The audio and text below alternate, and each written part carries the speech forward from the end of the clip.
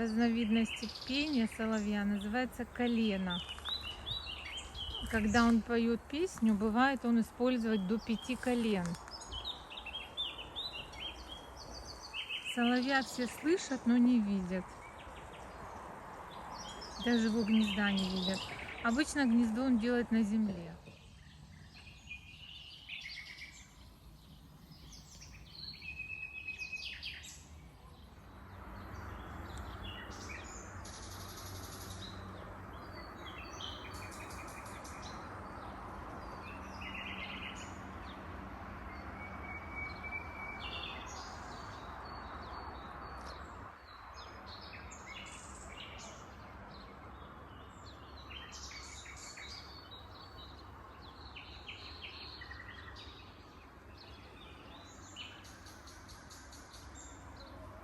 Красота!